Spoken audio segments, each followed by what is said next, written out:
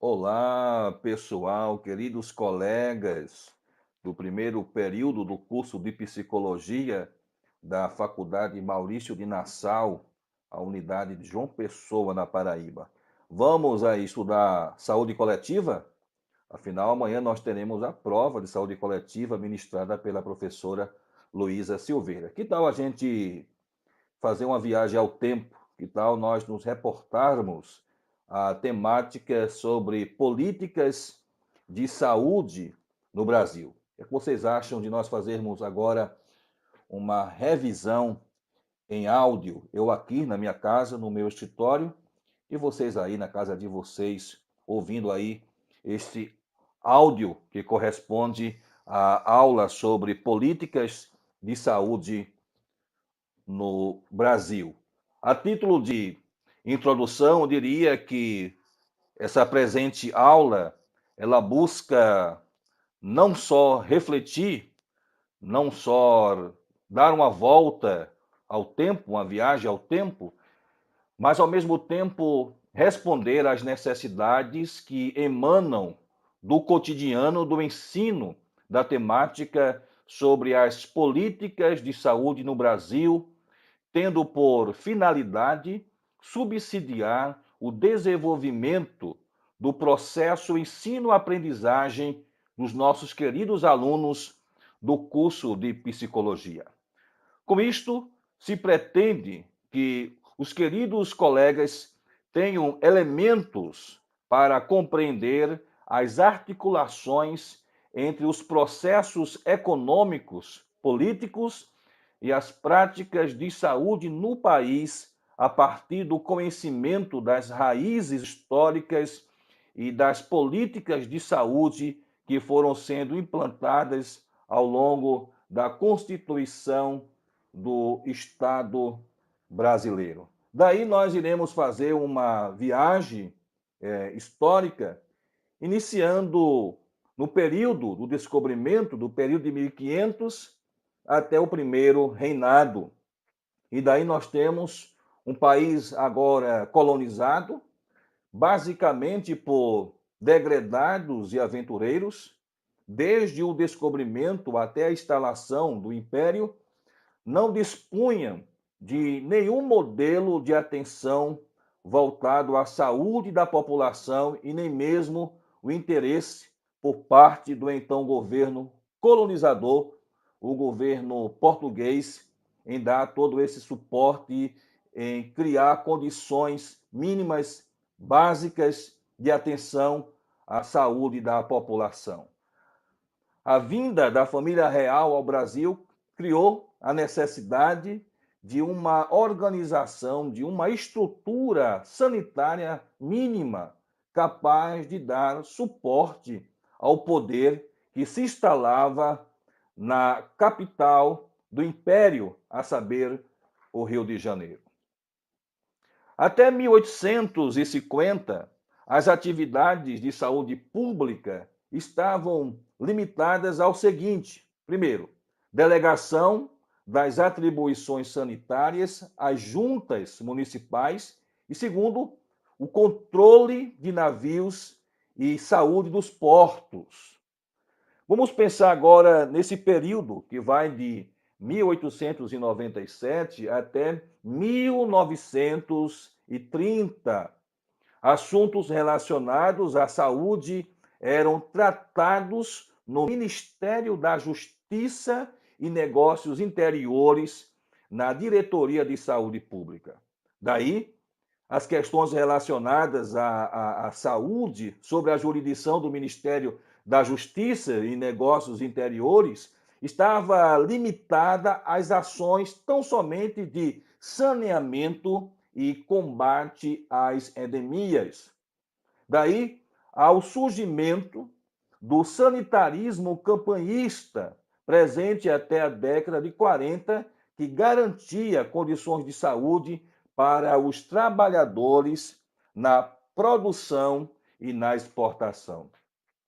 Temos agora um marco histórico, que é o início da República, a partir de 1889 até 1930.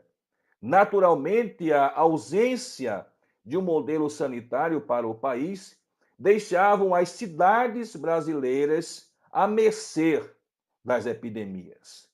No início desse século, a cidade do Rio de Janeiro apresentava um quadro sanitário caótico, caracterizado pela presença de diversas doenças graves que acometiam a população. Daí podemos citar a varíola, a malária, a febre amarela e, posteriormente, a peste. Em 1920, os problemas de saúde eram considerados casos de polícia. Isso mesmo. Os problemas de saúde eram considerados casos de polícia. Daí foi percebido a necessidade de criar o Departamento Nacional de Saúde Pública, voltado para o controle de epidemias e endemias que ameaçavam as principais atividades econômicas do país.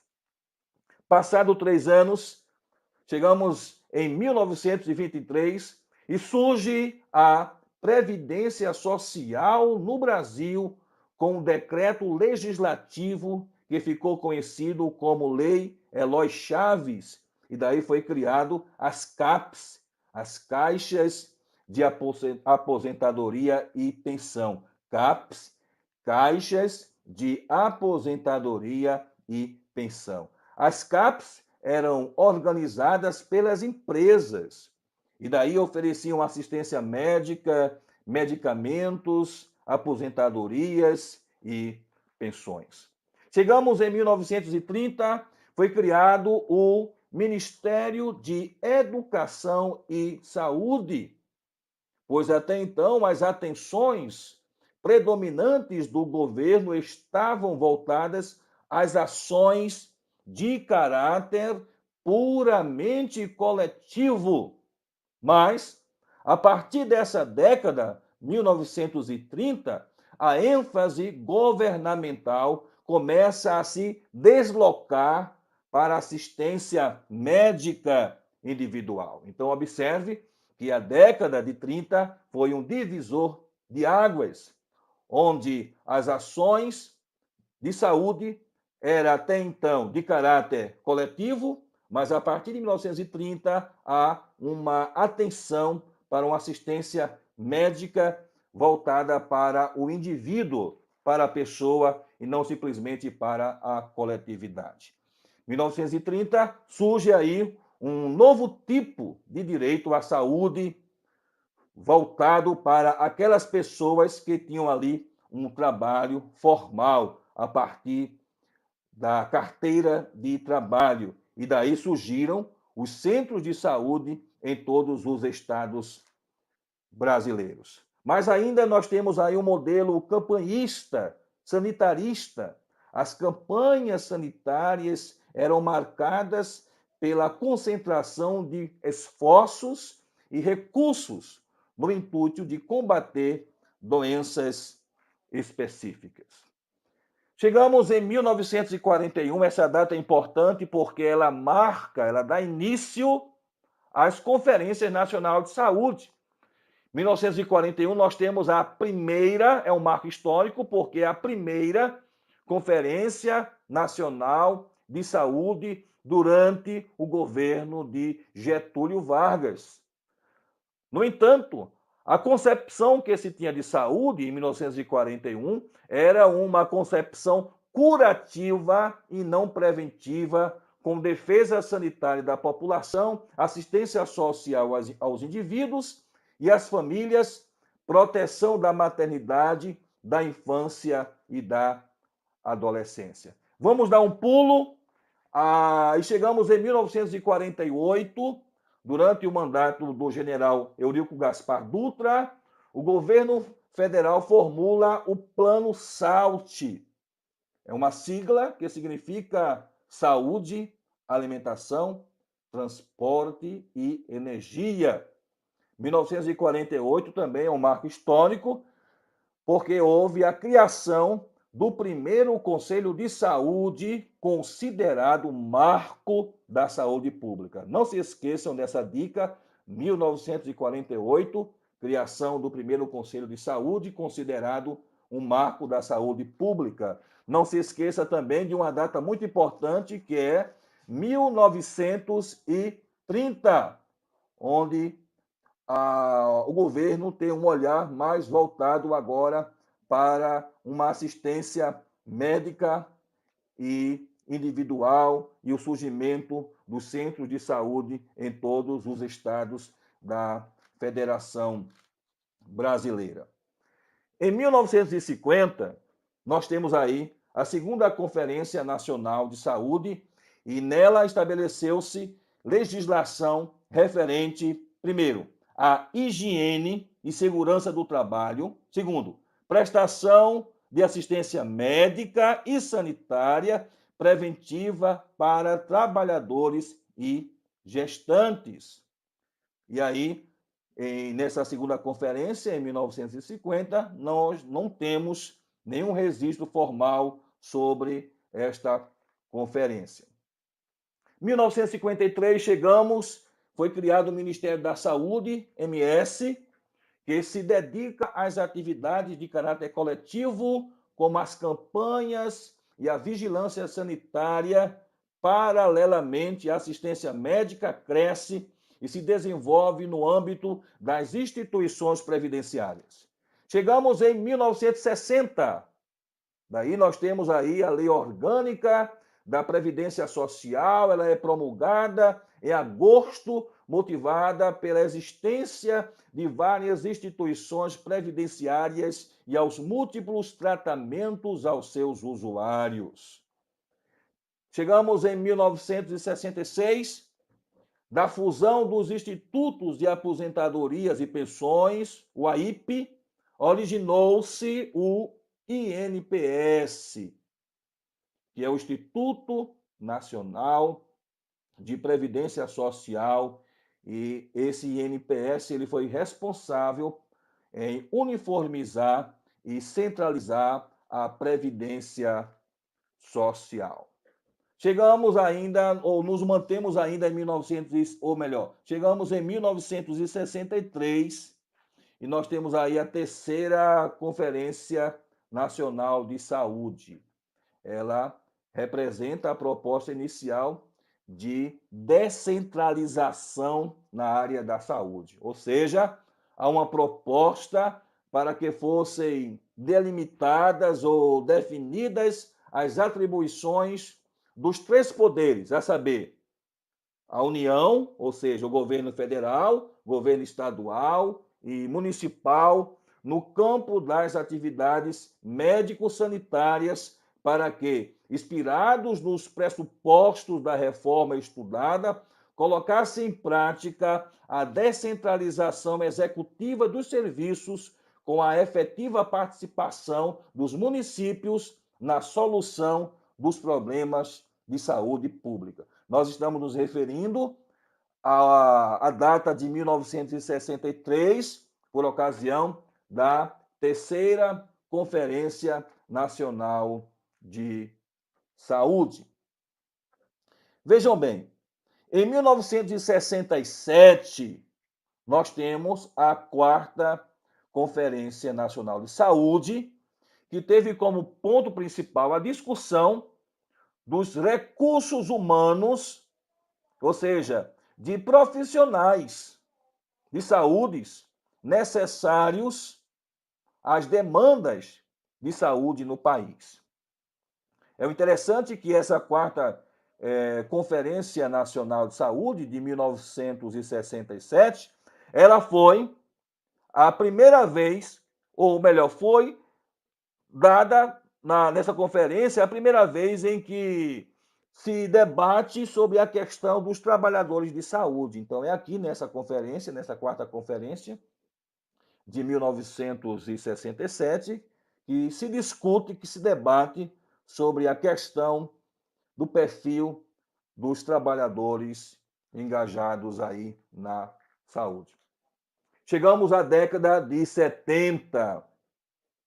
A política de saúde estava polarizada entre as ações de caráter coletivo a cargo do Ministério da Saúde, como os programas contra determinados agravos, vacinação, vigilância epidemiológica e sanitária e a assistência médica individual centrada no INPS, órgão do Ministério da Previdência e Assistência Social. Observe aqui a ênfase sobre a questão da assistência médica individual e não mais assistência médica coletiva.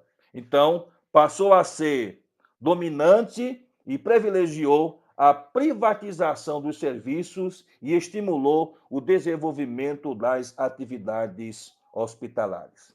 Chegamos em 1972.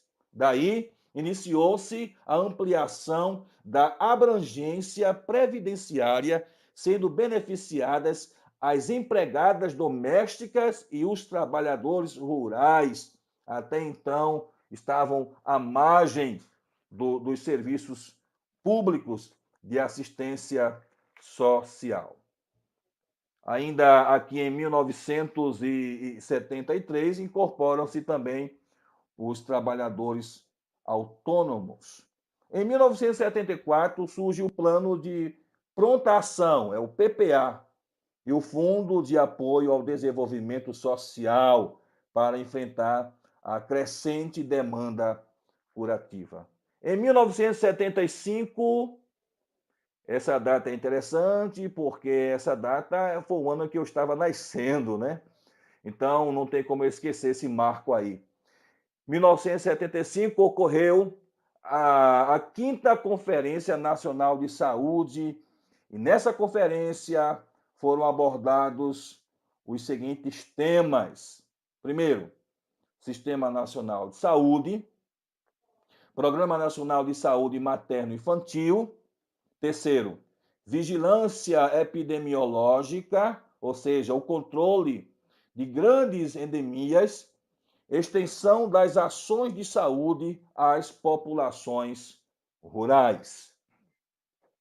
Chegamos em 1976, é fundado o SEBS e marca a mobilização da reforma sanitária e a luta pela democratização da saúde. 1977, pessoal, é a sexta Conferência Nacional de Saúde, onde os debates foram relacionados principalmente ao controle das grandes endemias e interiorização dos serviços de saúde, ainda com uma concepção assistencialista e curativa, né? Então, preste atenção aí na ênfase, no perfil ainda desse modelo aí de assistência à saúde. Ela é assistencialista e ainda curativa. Nesse mesmo ano, 1977, o governo cria o Sistema Nacional de Previdência e Assistência Social através da Lei 6.439/77. Nessa época, já se reconhecia no Brasil que o papel primordial da esfera municipal era o de estruturar uma rede de serviços básicos dentro dos princípios da atenção primária, embora nenhum passo concreto tenha sido dado. Então, o movimento aí destacava-se pela importância da assistência primária à saúde. Daí nós começamos a pensar sobre a questão de uma reforma, de uma mudança na saúde sanitária.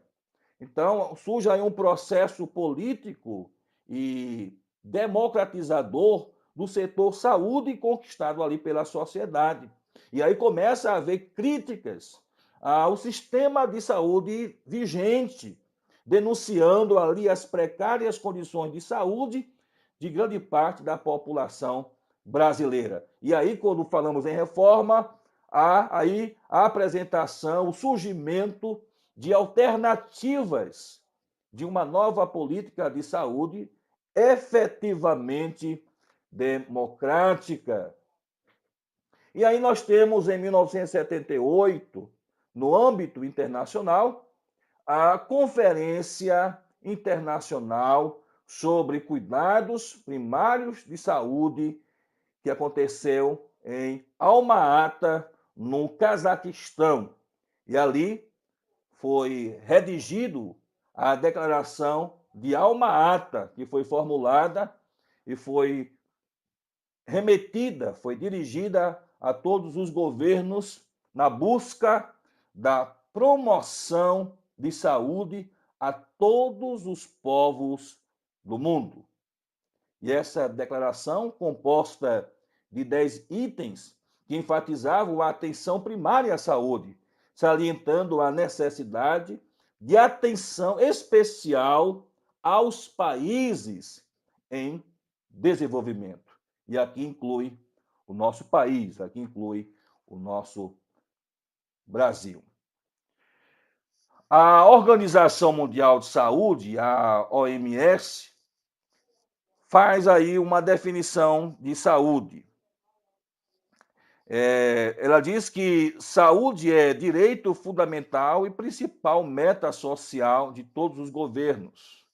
Daí a OMS salienta a interferência da desigualdade social nas políticas de saúde.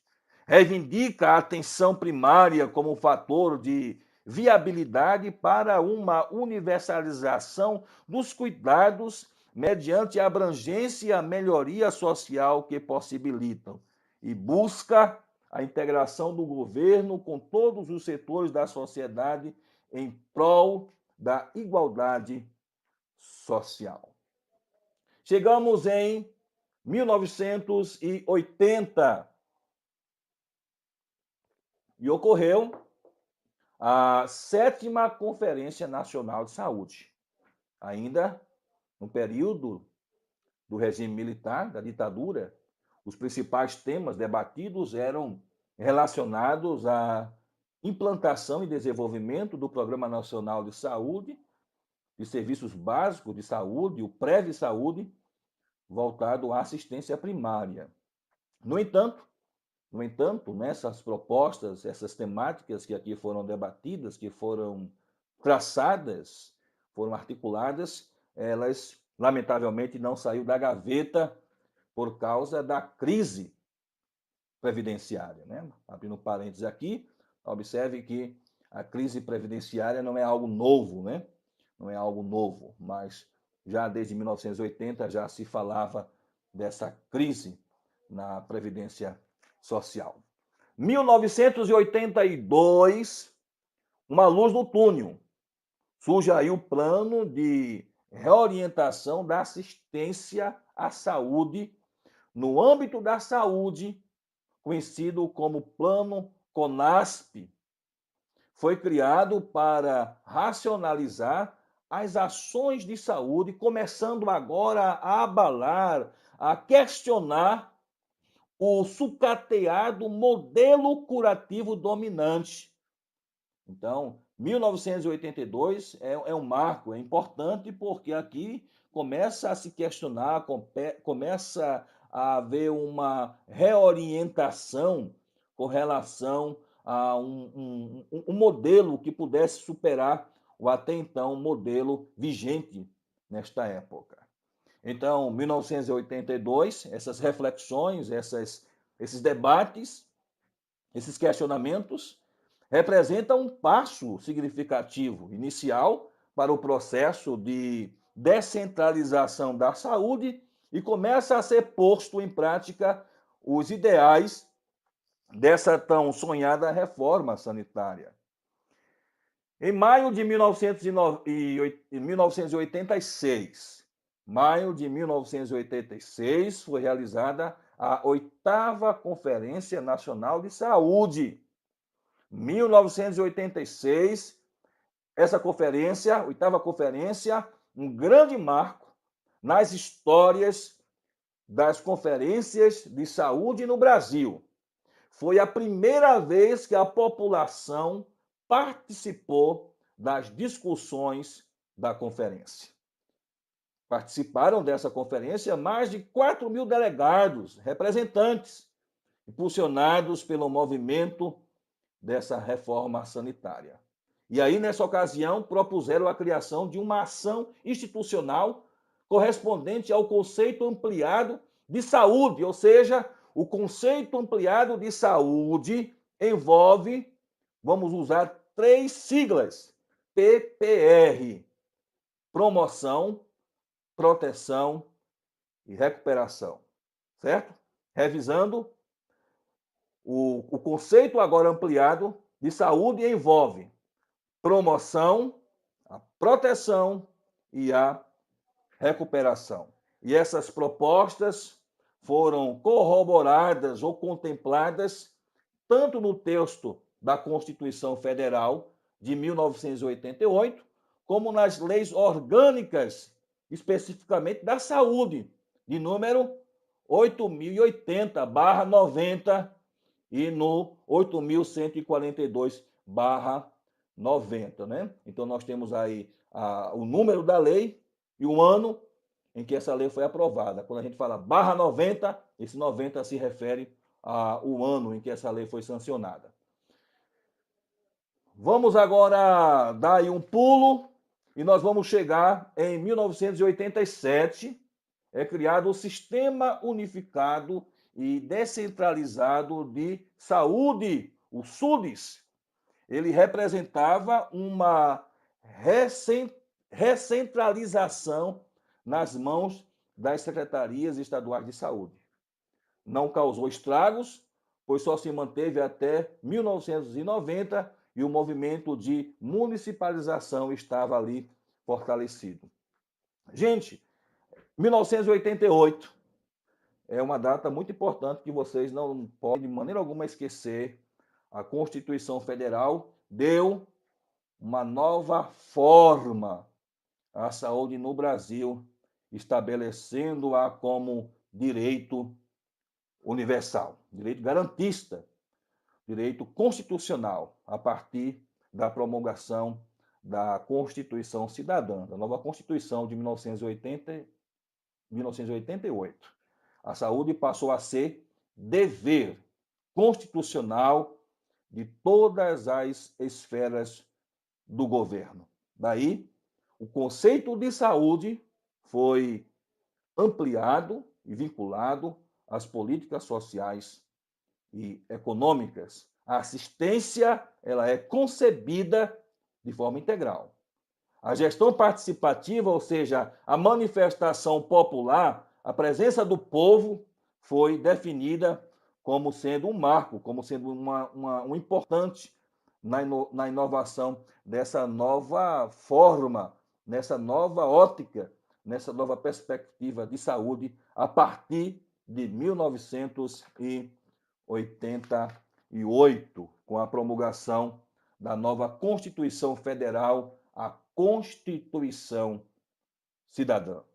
Por exemplo, na seção 2 de saúde, o SUS, o Sistema Único de Saúde, passa a ser definido como uma, abre aspas, uma nova formulação política e organizacional para o reordenamento dos serviços e ações de saúde. Pois bem, vamos dar uma paradinha aqui, chegamos já a meia hora de estudo dessa viagem cronológica.